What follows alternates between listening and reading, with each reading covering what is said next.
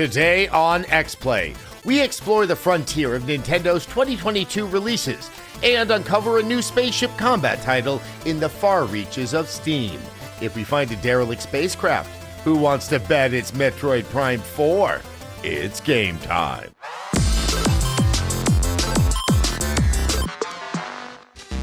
Hello and welcome to Xplay. I am sure you were expecting to see hosts on a fun set or a lizard in a terrarium or a camera mounted on a jib, making Xplay look like a real show for once. But today, it's just me guiding you through our misadventures in gaming. You see, the world is dark and full of terrors. And by that, I mean Nintendo's 2022 release schedule, and Xplay's usual gang of idiots got together to talk about it. Believe it or not, a few of us had good things to say about the House of Mario, besides just Gerard. Take a look. How are you feeling about Nintendo? I feel pleased with Nintendo. I feel like they always give us some good games. They always give us some good sequels. I'm really excited about Bayonetta 3.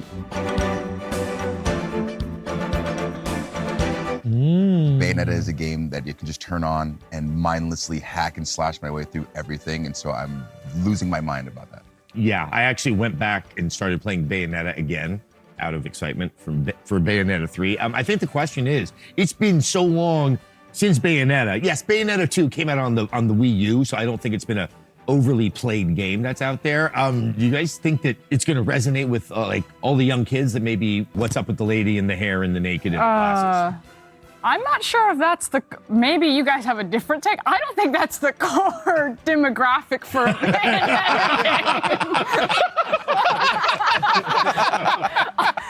Guys, I feel a disturbance. I think Ovely is sprinting down here.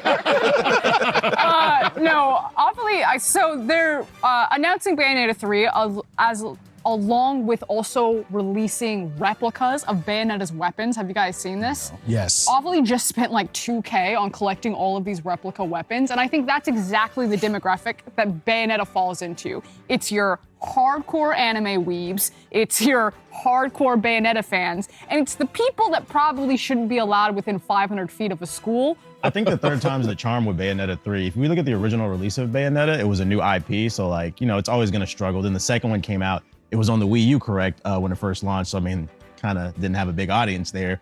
It did re-release on the Switch, but still, it's a re-release. I think the third time's the charm. They're gonna set it up correctly to actually come out the gate swinging. I mean, a big reason why Bayonetta 2 was a Wii U exclusive was because Sega and Nintendo paid for it. So they co-financed the game, thus keeping it stuck on Nintendo platforms. And so if you haven't yet and you're like, I want to jump in, like the Bayonetta 1 and 2 collection is great just to get caught up. Yeah, and also if you feel there's story you need to actually get caught up on. Even if you play the game, you still don't know what's happening. I'm gonna say, who understands the story? I don't. I love it. And that's really the fun of it, because it's like, and this, it's like you went into Itagaki's mind and someone else made a game. What I find so strange is just like the sheer spectrum of Nintendo like IP, where you have, you know, like Mario and Friends and like very like wholesome content. Rabbits. And then you have like just the strangest Bayonetta, and there's like no in between. It's either you're a Bayonetta Nintendo player or you're like an Animal Crossing Nintendo player. Right. And they probably don't do intramural softball. No. Definitely not. So you actually just said what I would love to talk about, and that is Mario plus Rabbids Sparks of Hope. That game, There's another. Did you not know? Coming out? Did you not know? There's a sequel. Oh yeah, there's a sequel. I feel like I missed certain things. Like I'll see these 5 games and miss the 6th one. It's like that initial one, that Rabbids Tactics game was so underrated. It was incredible, and they're making a second one called Sparks of Hope. You know, it's gonna be great. I got to preview that game the year there was debuted at E3, and I remember me and my friend were playing it, and we were sitting there. We were just like, I'm not gonna lie, I just played it because they begged us to play it. Nobody in the Ubisoft booth was playing this game. But me and my boy, we looked at each other. We was like, yo, I'm having fun. Like, I was like, it's a good game. It's a challenging game. It's as challenging as XCOM, and that's what I was fully unprepared for. It's not like my first tactical game. It's like a tactical game. You gotta train the kids early. Yeah. Get them ready. Tactics. One of my friends has a kid, he's 8, and he asked me what games I like on Switch, and I'm telling him, he goes, oh, do you know about this game with a bunch of rabbits. It's like, do you mean rabbids, sir? Come on, kid. Please. I like the idea of Austin mocking the children. Yeah, come on. Well, you gotta teach him. And so he shows me stuck on one of the stages, and it was one of the ones where they introduced using the pipe to teleport around. And I was like, oh no, you got to try this and get the higher ground. And I showed it to him, and he goes, oh, could you just finish it for me? And I go, no, you got to do it yourself. And he looks at me and goes, I see him move through the pipe, and he goes up top, and he kills everything, and he gets so excited. He's like, oh, this is so cool. I'm like, man, tactics games didn't really click for me until I was like in my like late teenage years. So to see like a kid who's under 10 years old not only enjoy it but understand it was so cool. And I feel like if a kid picks up XCOM, it's the same-ish type of game, but I feel like an 8-year-old is gonna have a much harder time understanding. XCOM is totally very distinct from Mario plus Rabbids. I think that's true. Another game, you may have heard of the first one. It was called Breath of the Wild. They're actually coming out with the second one next year. In all honesty, I'm very interested to see what they do with it. I was a little cool on Breath of the Wild. I know other people just loved it. And I'm very interested to see how much they want to change up what was a very successful formula for them. And, you know, people want some change, but I think everyone loves Breath of the Wild for what it was. Any thoughts here? Honestly, and maybe I'm like the outlier in this, and maybe not, I don't know. I had so much fun with Breath of the Wild that I don't need to play it again. And I just hope that this sequel is different enough that I'm not just playing a bigger, better version of Breath of the Wild. Like, I think, you know, Nintendo is great at creating universes that get expanded and have other side games. And, you know, we had Hyrule Warriors Age of Calamity, which was plenty of content enough. It's a great game. It was plenty of content enough to make me feel like I absorbed a lot of the early prequel content that would come out of the story of Breath of the Wild. I don't need to go back to this Hyrule for a while. I'm good. And I think that's why I'm not that pumped for the sequel, just because I feel like it's a lot. I enjoyed Breath of the Wild for what it was, and like I'm definitely gonna play the sequel, but am I super like gung ho about it? No, and I think the reason is because I like the formula of the original Zeldas, where you go to a dungeon and there was a theme to it, and then they give you a new ability, and by the end of that dungeon, it tested your wits and your ability to master that. And it was kind of just like you were just going to dungeons and like doing different puzzles. And I enjoyed it for what it was, but I kind of just like that original formula a little bit better. Yeah, it's the Breath of the Wild. I'm kind of with you. I saw that everybody thought it was like the most amazing game that we'd seen. It's like the game was fun. I enjoyed the game, but I'm with you. I'm good with the space, with the world. I honestly believe that for me, I enjoyed Hyrule Warriors more than I enjoyed Breath of the Wild. Wow, because I'm a hot take. Well, I'm ready to see more Zelda content in a different setting. I've played Zelda so many times. It's like Pokemon. When new Pokemon comes out, it's the same game, unless you put like different things in it. So I just like seeing the Zelda IP used in different settings, whether that's the Dynasty Warriors type of setup, whether we were going to get a fighting game, whether we were to get like a turn-based JRPG, like something different. Because I love Zelda, I love the characters, and so I'm hoping in the same vein that Breath of the Wild 2 isn't just a big expansion. Where is our chic exclusive title? That's all I want. That's a good. I would like that. That's a good idea. Yeah. Oh, I mean, I was thinking if they do to the setting, say what Majora's Mask did as a follow-up to Ocarina of Time, I think like suddenly it becomes a very compelling option. Right. But yeah, more of the same. I mean, maybe that will be very successful, and that is the smart way for them to go commercially. But yeah, I think that not enough time has passed since something is massive and sort of like a watershed moment like Breath of the Wild. Which is so funny because the Nintendo fan base at large is like, when are we gonna get it? When are we gonna get it? Guys, it takes time to make video games. No, it doesn't. Bam! There you go. It took them 5.5 years to make Breath of the Wild 1, and it's about that time that they're ready for another game. Well, it's also it's worth remembering that Breath of the Wild was supposed to be on the Wii U. I mean, it's been in development for a very. That's right, it was just like Twilight Princess actually was on the GameCube and was probably so much better on the GameCube. The superior version of that game. There's a reason why so many of us fell in love with gaming through the lens of Nintendo. The characters are iconic, the gameplay is always front and center, and if you want a handheld gaming experience, well, there really isn't any other option. Sorry, got a text. We'll dive even further into Nintendo's future slate right after the break.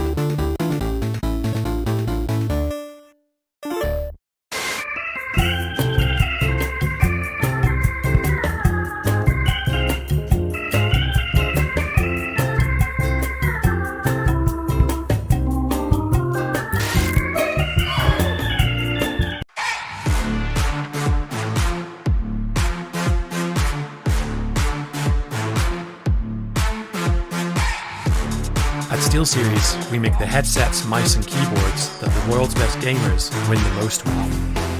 And we've been doing it since way back.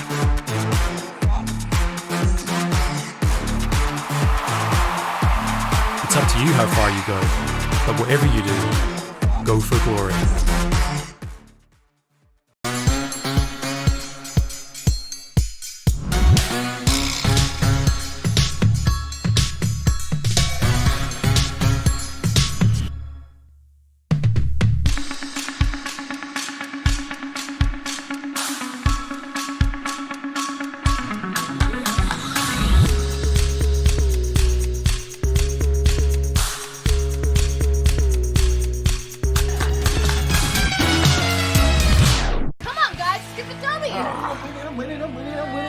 If you really want to win this, we should do the freeze drive ritual! Silence! TBH, the elixir! Elixir? I brought Dr. Pepper. Dr. Pepper is the elixir.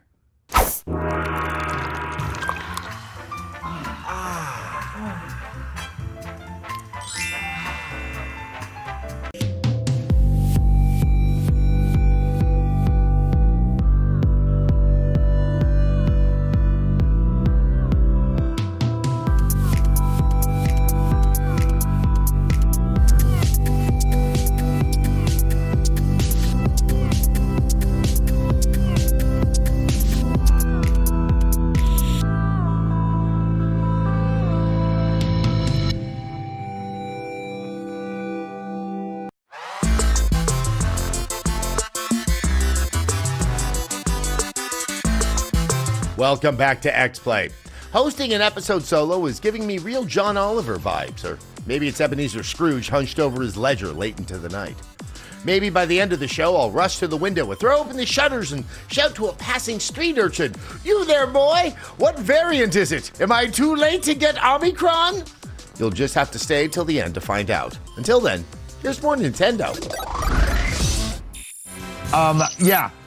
You just mentioned Pokemon. Pokemon? Yeah. There's Pokemon Legends, Arceus. Arceus? Because I'm so schooled in everything Pokemon. I mean, is this yet another dogfighting for children game, or is it taking the formula in a different direction? They are so angry about it online because of the trees. Have you guys seen this argument? How have you guys not seen this I'm sorry. argument? Did they trees. just watch The Happening? Or Hey, do not tarnish M. Night Shyamalan. No, so one of the big issues is that this is supposed to be the Breath of the Wild version of Pokemon, and it's like a much more 3D landscape that you're inside, but people like hold up pictures of Breath of the Wild and then they hold up like screenshots of this Pokemon game and they're like, look at these trees, look at how terrible they look, this is terribly rendered. I'm like, just be excited it's a Pokemon game and you get to run around and throw a Pokemon out. You get to see them like jumping around, you get to ride Pokemon, at least one type of Pokemon you can ride, and yeah, I get it, it's not what everyone wants, but it will be a fun Pokemon game. It will not break your brain. I think it's good they're trying something new. I think that's why I've kind of fallen out with the Pokemon franchise.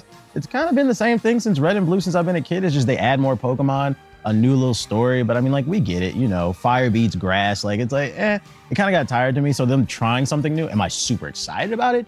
No, but it is gonna dial me back in, because the last 3 games, I didn't even finish them because it was just like, I was like, I've been here before. So it's like, I respect that they're trying something new, and at least I'm willing to give it a try. I'm not mad at it. But have we ever thought that the Pokemon games aren't for us?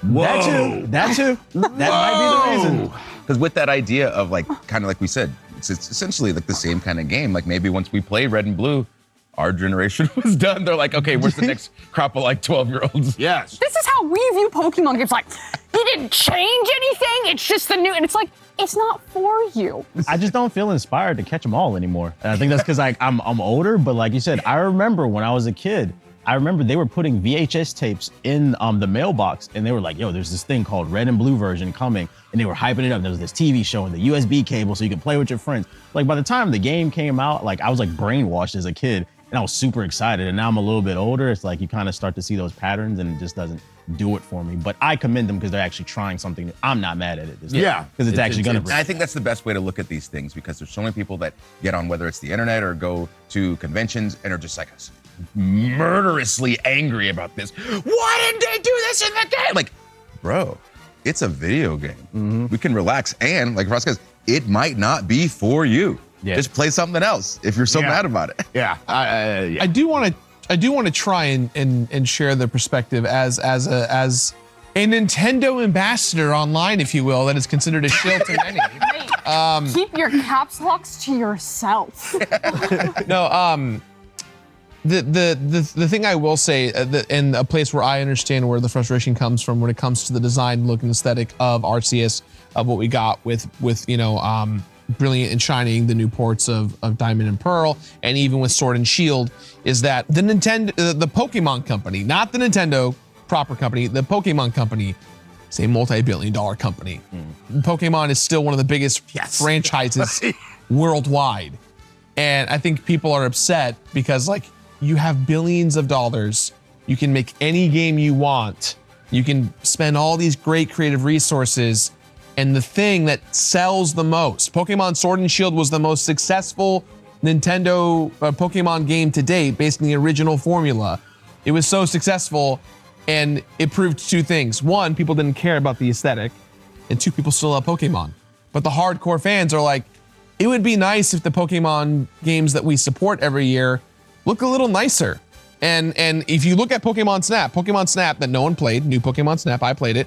It's awesome. It looks great. It handles good. It plays fun. It looks incredible. And everyone loved it who enjoys those games. But the new ones, whether it be, Brilliant or Shining and even Arceus, people are just upset because, like, man, we keep giving this company money over and over again, and the least they could do is put a little polish in what's there. Yeah, but at the same time, I get the frustration, but if your frustration doesn't compel you to not vote with your dollar anymore, then you're not really that frustrated. As David Mamet once said, Yeah. like a dog returning to its own vomit. Exactly.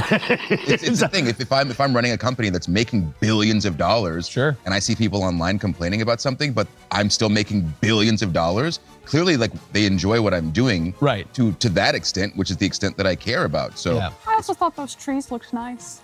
I'm just trying to vocalize and include the people who, of course. who Right, might for feel sure. like we're punching down to them. Now, Yes, let's not. We don't punch let's- down. Yeah. No punching down. Yeah, yeah. We're trying to Let's give- now discuss a character that doesn't ever seem to exhibit any controversy, and that's Kirby. Kirby really is controversy-free and has probably been iterated in so many different ways over time, and yet we're getting another Kirby game. I gotta say, of all the games that we know are coming from Nintendo this next year, it's Kirby's New Adventure that has me by far the most excited. Yeah, I think it's because we're seeing a different world for Kirby. Most of his worlds are very much inspired by all the Game Boy games, the Super Nintendo games, so on and so forth. So to kind of have this, like, almost Last of Us-esque environment starring Kirby, at least from the trailers and the photos we saw, is like kind of intriguing because Kirby is lovable and fun and can't die. So, like, what is this atmosphere? It's not going to be crazy adult-oriented by any means, but the thought of it. I'd be okay with that. Yeah, I'd be okay with Kirby taking like a 2x4 to someone. It'd be really fun. Let's go down the line. Pick the game that you're most excited about to play on the Nintendo Switch. I'm really excited for the Pokemon game. The thing is I think those trees look fine. I'm really excited. I buy the same Pokemon game over. I am the problem, apparently. Justice for the trees. Because Let it out, I let it out. keep buying them. I'm like, this was great. I enjoy it. I don't like the hardcore things. I'm not into the super competitive element of, like, those Pokemon games fighting against each other. I just want to pretend to be a Pokemon trainer and do the very best that I can and march off and get my new starters. I'm stoked. I said it earlier, I'll say it again. Mario and Rabbids, Sparks of Hope. It's going to be super great. I'm excited for it. I'm going to copy Gerard and say that, but right behind it is Pokemon. And I'm gonna go with Bayonetta 3. But if I could throw a bonus in there, I would love to see Nintendo make an Astro Chain 2. Very underrated title. Yes. I love that game. Yes. That game was great. Yes, sir. Actually, just going down the line with these games, they actually have a pretty strong lineup, and I'm going to have to assume there might be one or two nuggets that Where we don't is know about yet. Cat and Falcon. That's where I want to know. Somewhere in the world, thousands of people screaming F-Zero have heard the call. Yeah. We've been dying for an F-Zero game for years. Anything. I'll take anything. It's reaching to a point where I don't even think half the Nintendo audience knows what game he's from. I think they think he's from Smash Bros. Right. That is a real thing that Smash Bros. Has done, is that it has made people go out and play things like Mother 3, Earthbound, F-Zero. Yes, we just want to play with F-Zero stuff again. Come on. It's not hard. On that topic, is there any wild speculations of a curveball, something, or maybe it's hope that Nintendo might do in 2022? I think that this is the year that we will finally get a new version of Mario Kart Double Dash. Let's go. There we go. Let's go.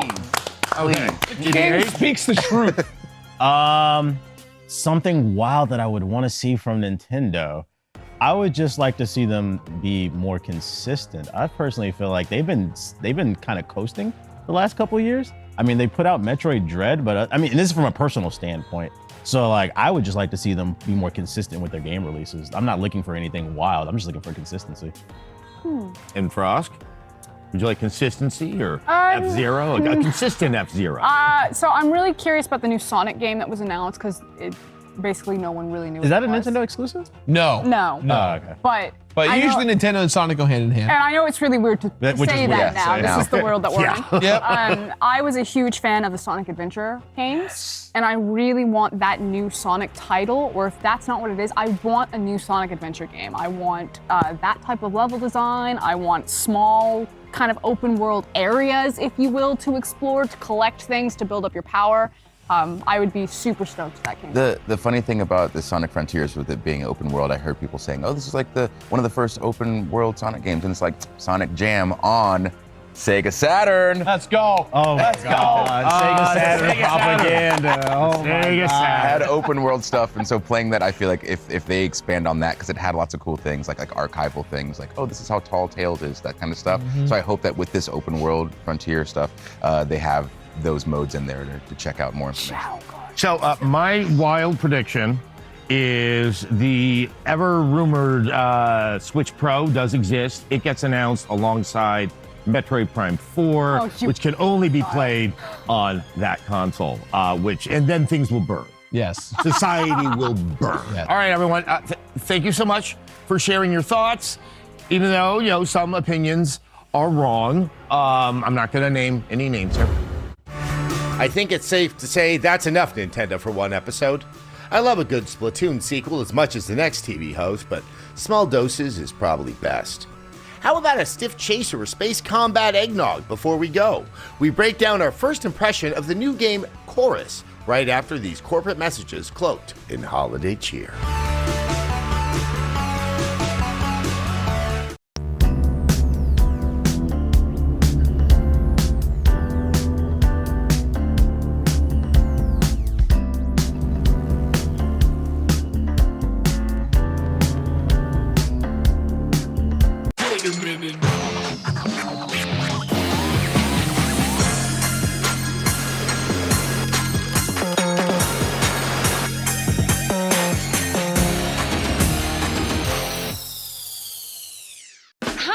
Thanks for joining the Payne Motors quarterly earnings call. And now I'll turn you over to our new CEO. The numbers last quarter were rough. Mea culpa. Well, not mea culpa, actually. Vea culpa. Let's sell the crap out of this car. It looks like the car was assembled by a spider on LSD who also had bad taste. It tested well. American Auto premieres January 4th on NBC and watch 2 episodes now on Peacock. She moved to New York to follow a dream. Welcome to the Empire State. And then she's a victim of a violent murder. New York detectives have seen it all. You want to give that family justice. And only we can take you to the scene of the crime. The person who did this murder was very familiar with the Opera House. It takes a city of dreams to create these nightmares. It was a world-famous pizzeria. Does this have something to do with the mafia? New York Homicide, a new series, premieres Saturday, January 1st, only on Oxygen True Crime.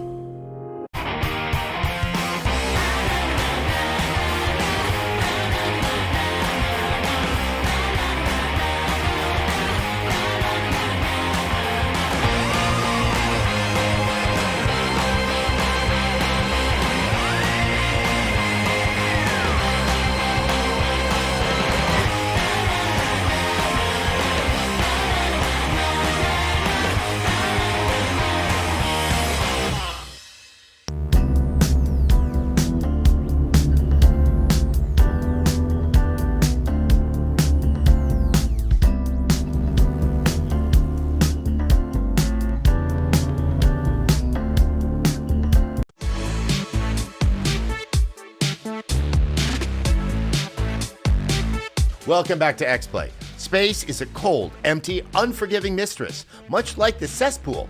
And space is where the Black Hokage and WWE superstar Xavier Woods, aka Austin Creed, ventured in this next game. Enjoy. With an hour of gameplay under the belt, we're going to find out if the game is worth checking out. What is Chorus? So essentially, you're dogfighting in space.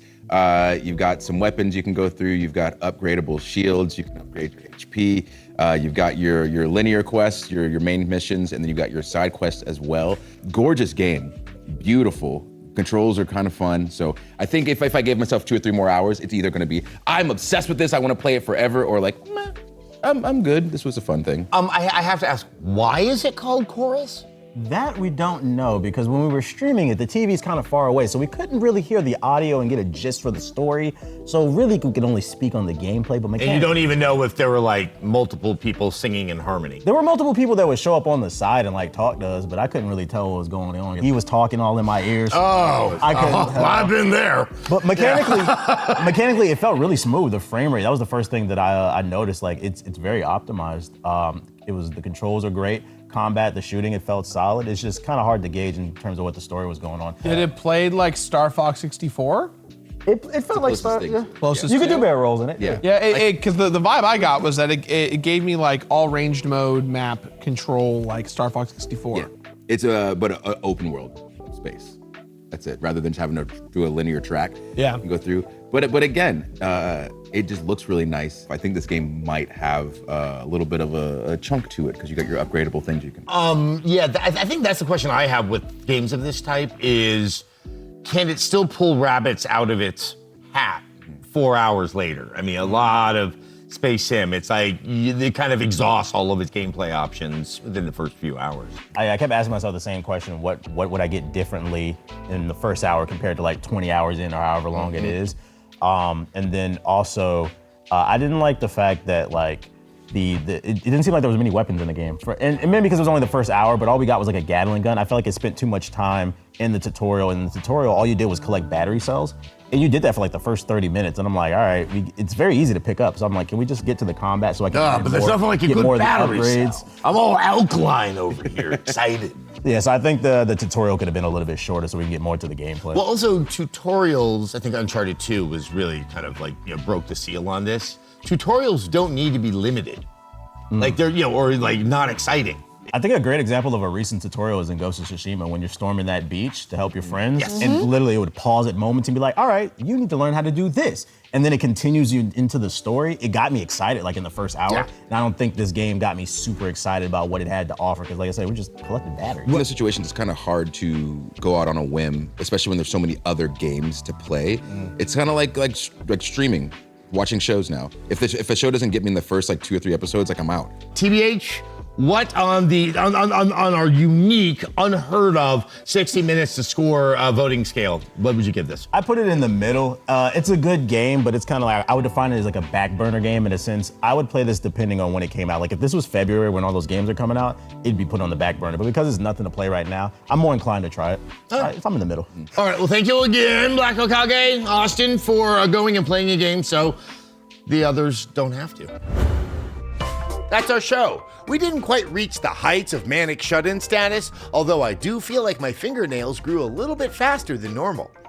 Thank you for watching, and remember, this is only one fantastic expression of our show. There's also extended reviews on YouTube, and our weekly live show on Twitch and YouTube. See you next time.